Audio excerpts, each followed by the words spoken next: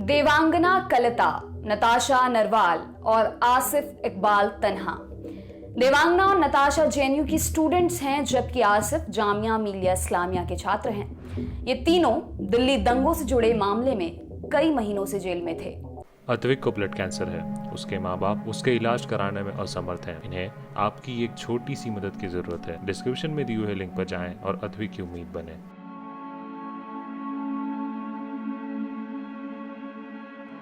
इन पर unlawful activities prevention act यानी कि यूएपीए के तहत भी आरोप हैं। 15 जून को दिल्ली हाई कोर्ट ने इन्हें जमानत दे दी।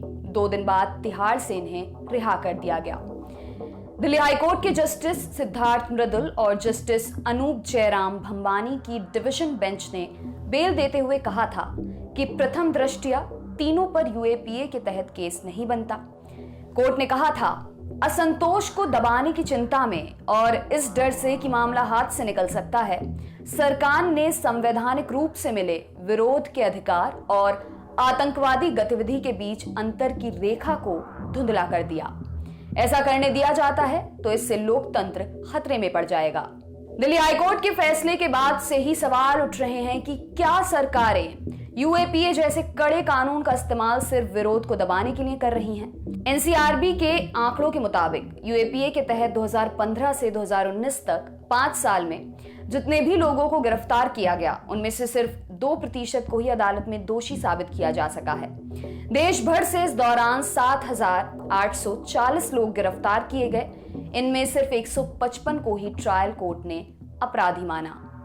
एनसीआरबी के ही आंकड़े बताते हैं कि दिल्ली में 2015 से 2019 के बीच यूएपीए के तहत 17 केस दर्ज किए गए, जिनमें 41 संदिग्धों के नाम दिल्ली पुलिस की तरफ से दिए गए थे।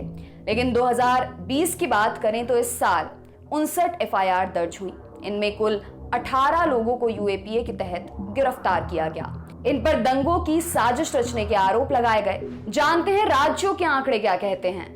एनसीआरबी सभी राज्यों और केंद्र शासित प्रदेशों में हुए अपराधों को कंपाइल करके डेटा पेश करता है।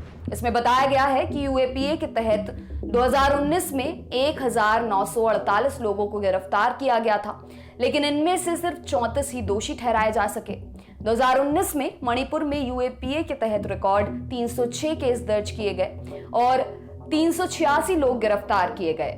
यूपी की बात करें तो 498 आरोपी इस दौरान गिरफ्तार हुए, जिनमें से 81 के खिलाफ केस रजिस्टर्ड हुए।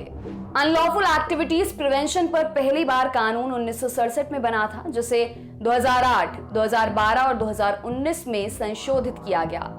2008 मुंबई हमले के बाद इस एक्ट के दायरे को बढ़ाते हुए इसमें आर्थिक सुरक्षा, भारतीय करेंसी के साथ जालसाजी और हथियारों की खरीद को भी शामिल किया गया।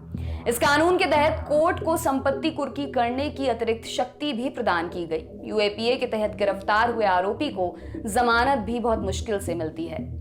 आपके लिए ये खबर लिखी है हमारी साथी तनुश्री ने। मेरा नाम है दिव्यांशी। देखते रहिए दी लल्लन टॉप। शुक्रिया।